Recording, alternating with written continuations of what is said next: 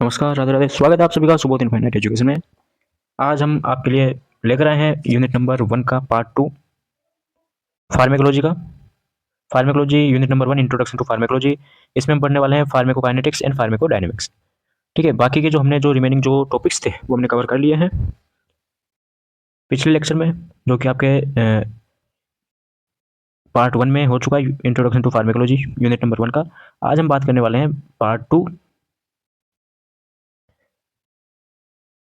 Pharmacokinetics and pharmacodynamics. ठीक है, तो वो आपका लेक्चर आ गया था 24 फेब को वो आपका लेक्चर आ चुका था। ठीक है, आज आपके लिए हम लेकर आए हैं पार्ट 2। इसमें हम स्टार्ट करते हैं फर्स्ट टॉपिक आपके फार्माकोकाइनेटिक्स। ठीक है, स्टार्ट करते हैं फार्माकोकाइनेटिक्स। तो देखो, सबसे पहले मैं बता दूं कि जो फार्माकोकाइनेटिक्स एंड फार्माकोडायनेमिक्स है, ये आपके क्या है, ब्रांचेस ऑफ फार्माकोलॉजी। स्टार्ट देखो, पिछले लेक्चर में जो हमने देखा था वो हम एक बार देख लेते हैं क्या है। Branches of pharmacology, branches of pharmacology, उसमें सबसे पहले आता है फार्माकोकाइनेटिक्स। ठीक है, फार्माकोकाइनेटिक्स में हमने क्या देखा था कि फार्माको एंड काइनेटिक्स, ये दो वर्ड है जिससे जिससे मिलकर बना होता है फार्माकोकाइनेटिक्स। तो पहला आपका हो गया फार्मेकोन। फार्मेकोन का मतलब क्या होता है? फार्मेकोन का मतलब तो होता है ड्रग्स। ठीक है, काइनेसिस का मतलब होता है मूवमेंट, यानी कि ड्रग्स कैसे मूवमेंट करती है, हमारी जो बॉडी है उसमें कैसे मूवमेंट करती है, वो आता है फार्मेकोकाइनेटिक्स में। अब मूवमेंट का मतलब क्या समझ रहे हो? मूवमेंट का सर हम ये समझ रहे हैं कि एक लाइन और लिख रखी है सर आपने इसमें कि what body does to drug, मतलब कि हमारी जो बॉडी है वो ड्रग्स के लिए क्या क्या कर सकती है। हमारी बॉडी है वो ड्रग्स के लिए क्या करती है, जैसे कि ड्रग के लिए करती है एब्जॉर्प्शन करती है। सबसे पहले ड्रग का एब्जॉर्प्शन होता है, फिर डिस्ट्रीब्यूशन होता है, फिर मेटाबॉलिज्म होता है, फिर एक्सक्रेशन हो सकता है। तो ये ऐसे करके इसका एक तरीके से ड्रग का क्या है, मूवमेंट ही तो है ये। भाई हमने जैसे ड्रग ली, ड्रग लेने के बाद में पहले एब्जॉर्प्शन हुआ ड्रग का, फिर डिस्ट्रीब्यूशन हुआ, तो ये मूवमेंट चल रहा है। क्या चल रहा है? मूवमेंट चल रहा है। ये तो होगी सर फार्मेकोकाइनेटिक्स। और फार्मेकोडायनेमिक्स में हमने देखा था कि फार्मेकोन एंड डायनेमिक्स। फार्मेकोन मतलब ड्रग्स, डायनेमिक्स मतलब पावर। मतलब कि अब वहां पे तो क्या था, बॉडी क्या क्या कर रही है। इसमें हम देखेंगे कि ड्रग क्या क्या कर रहा है, हमारी बॉडी के लिए ड्रग क्या क्या कर सकता है। मतलब कि पूरी जो फिजियोलॉजी है, पूरी फिजियोलॉजी है, बायोकेमिकल इफेक्ट्स है ड्रग के, वो हम मैकेनिज्म पूरी इसमें फार्मेकोडायनेमिक्स में देखते हैं। ठीक है, अब हम स्टार्ट करते हैं आपका फार्मेकोकाइनेटिक्स के बारे में। फार्मेकोकाइनेटिक्स के बारे में पढ़ते हैं। देख लिया हमने ड्रग के मूवमेंट के बारे में बात करते हैं इसमें। ठीक है, तो ये आपके सामने pharmacokinetics. Pharmacokinetics is the study of the absorption, distribution, metabolism and excretion of the drugs. कल बात क्या है कि हम फार्मेकोकाइनेटिक्स में क्या करते हैं, फार्मेकोकाइनेटिक्स में हम ड्रग की absorption, distribution, metabolism and excretion के बारे में स्टडी करते हैं। कैसे करते हैं अभी देखते हैं आगे। For the example movement of the drugs into and with in and out of the body. इसमें क्या करते हैं, अब देखो इसमें क्या है, movement of the drugs into, into मतलब कि बॉडी के अंदर भी। ठीक है, इनटू बॉडी हो गया, बॉडी के अंदर हम ड्रग लेते हैं। विद इन बॉडी के साथ क्या होता है, और and out of the body, और बॉडी के बाहर क्या होता है। भाई ड्रग्स को हम बाहर निकालेंगे बॉडी के बाहर, उसे बोलते हैं एक्सक्रेशन। तो इसके चार प्रिंसिपल हो सकते हैं, प्रिंसिपल मान सकते हैं इसको, या फिर पॉइंट्स मान सकते हैं, फिनोमेना मान सकते हैं। फर्स्ट आ गया आपके पास एब्जॉर्प्शन। एब्जॉर्प्शन मतलब कि अवशोषण, दवा का या ड्रग्स का कैसे अवशोषण होता है। दूसरा हो गया डिस्ट्रीब्यूशन, कैसे अलग अलग पार्ट में वो डिस्ट्रीब्यूट हो जाता है। थर्ड आ गया मेटाबॉलिज्म, मेटाबॉलिज्म कैसे होता है। लास्ट आ गया एक्सक्रेशन, मतलब कि ड्रग्स का जो रिमूवल पार्ट है, ड्रग्स मतलब कैसे रिमूव होता है, जो वेस्ट प्रोडक्ट होता है, बाई साइड प्रोडक्ट होता है जिसे बोल सकते हैं साइड प्रोडक्ट, वो कैसे बाहर निकलता है, कैसे रिमूव होता है, उन सब के बारे में देखेंगे। तो सबसे पहले हम देखते हैं absorption of the drugs. Drugs का एब्जॉर्प्शन कैसे होता है। मान लीजिए कोई व्यक्ति है या कोई पर्सन है, या कोई पर्सन है, इसने क्या किया, ड्रग्स को ओरली ले लिया। मान अपन ओरली बात कर रहे हैं, ओरली इसने क्या लिया, ड्रग्स को ले लिया, ले लिया। ये ड्रग्स है लाल वाली, रेड क्या है, ड्रग्स। ये ड्रग्स गई अंदर, पेट में गई। भाई लेंगे तो डायरेक्ट पेट में जाएगी, स्टमक में। तो लेने के बाद में इसका एब्जॉर्प्शन कैसे होगा। क्या ये स्टोमक में स्टोमक में से इसका सब कुछ काम रखता है? नहीं सर, स्टोमक से क्या होता है, ब्लड में जाती है, ब्लड में जाती है ये। तो एब्जॉर्प्शन की बात करें, एब्जॉर्प्शन क्या होता है कि it is a process by which drug enter the blood stream from the site of administration. क्या किया हमने, एब्जॉर्प्शन में क्या देखते हैं, एब्जॉर्प्शन में हम ये देखते हैं कि drugs enter the blood stream, drug है वो ब्लड स्ट्रीम के अंदर एंटर करती है। फ्रॉम द, कहाँ से, साइट ऑफ एडमिनिस्ट्रेशन, जहाँ से हमने उसको एडमिनिस्ट्रेशन किया है। मान लीजिए हमने ओरली एडमिनिस्ट्रेशन किया है, यहाँ पर हमने क्या किया है, ओरली एडमिनिस्ट्रेशन किया है ड्रग्स का, ओरली किया है। तो ओरली किया है तो हमने जैसे मुंह से उसको दवाई दी, उसके कहाँ गई, स्टोमक में गई। स्टोमक में जाने के बाद में वहां से, स्टोमक से वो ब्लड में स्टोमक से ब्लड में उसका एब्जॉर्प्शन हुआ। तो ये हो गया, मतलब कि ये क्या हो गया, साइट ऑफ एडमिनिस्ट्रेशन। मान लीजिए हमने क्या किया, स्टोमक को हटाओ, आप यहाँ पे आईवी पुश कर दो। हमने क्या किया, ये जो हैंड है यहाँ पर हमने उसको आईवी पुश किया। तो आईवी लाइन से क्या किया, आई वेन से गया, तो वेन है वो तो पेरेले से किसमें, ब्लड में है।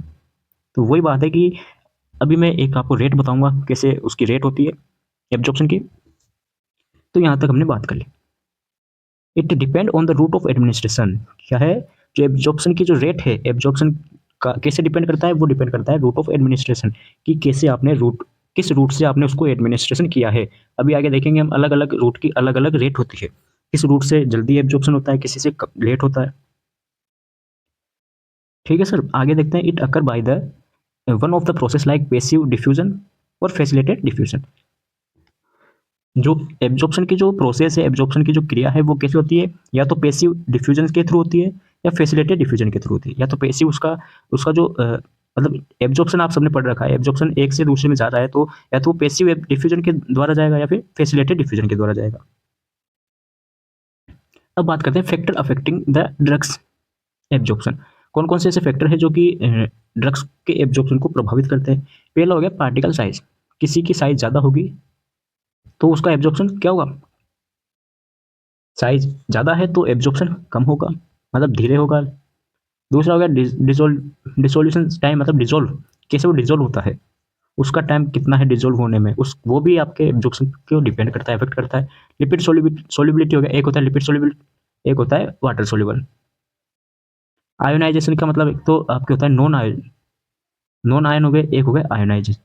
नॉन आयन है, अनआयन मतलब बोल सकते हैं जो, वो ज़्यादा जल्दी एब्जॉर्ब होते हैं कंपेयर देन आयोनाइज आयन।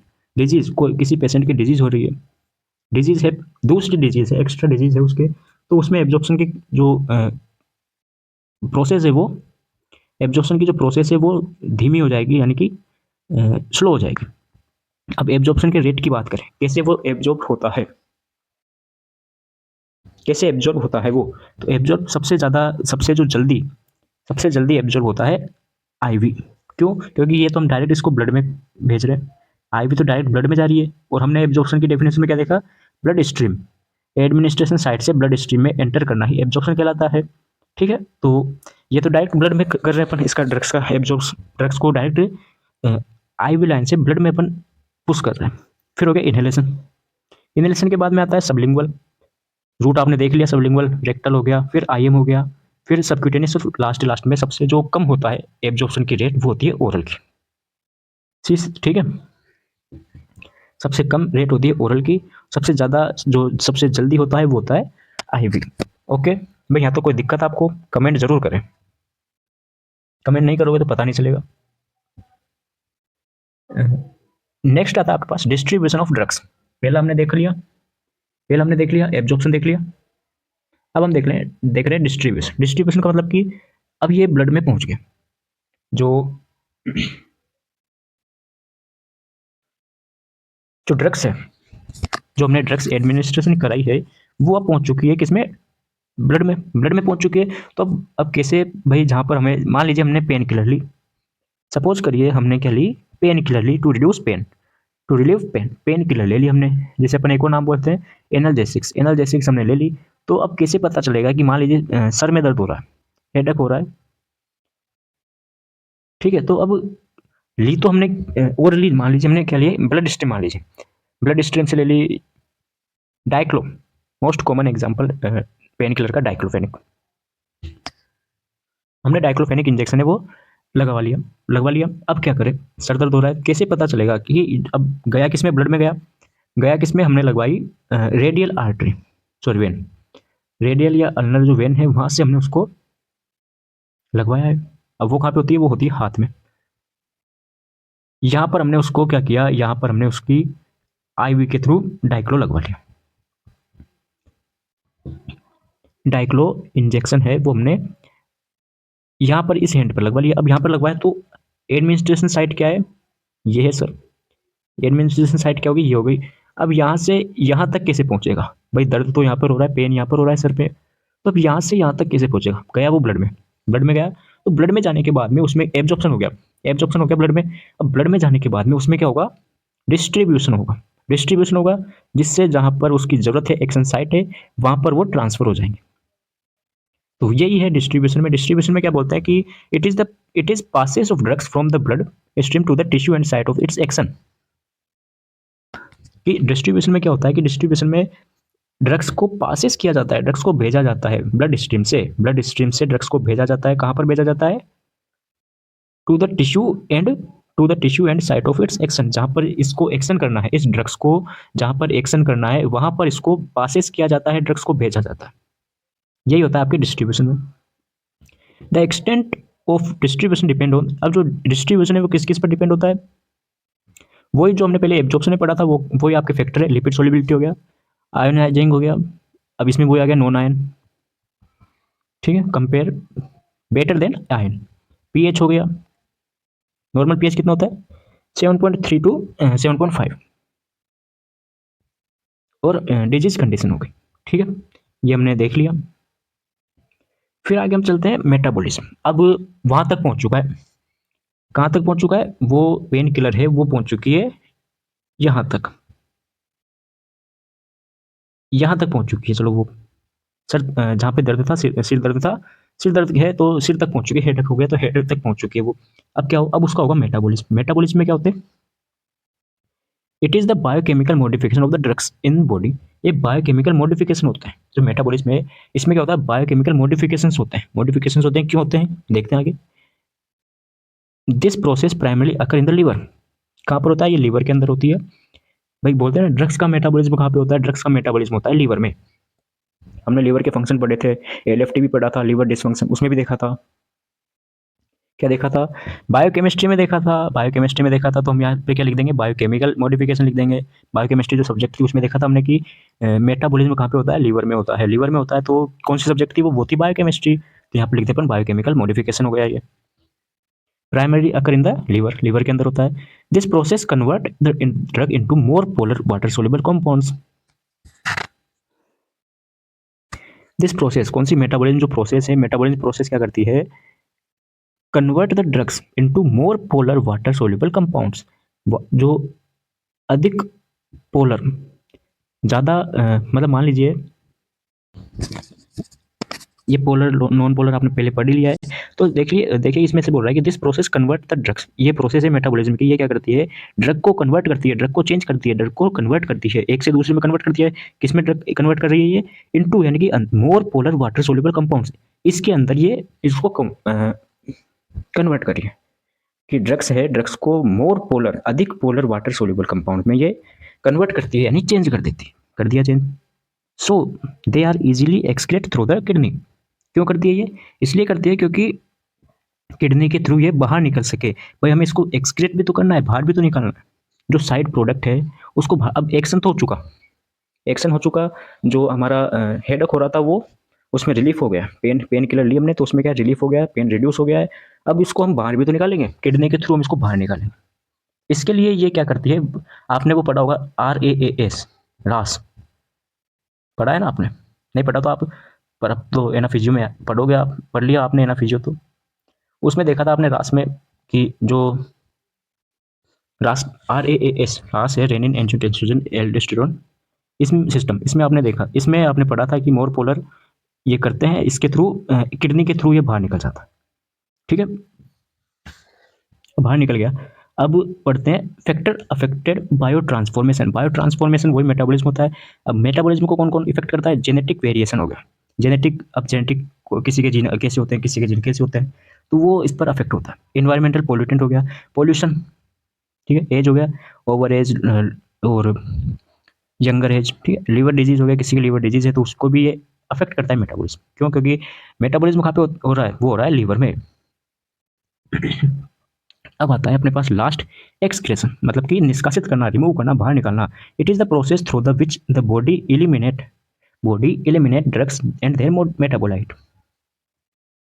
इस एक्सक्रेशन ऑफ ड्रग्स में क्या करता है, जो बॉडी है वो बॉडी है वो ड्रग्स को क्या करती है, एलिमिनेट करती है, बाहर निकालती है और उनके मेटाबोलाइट को बाहर निकालती है।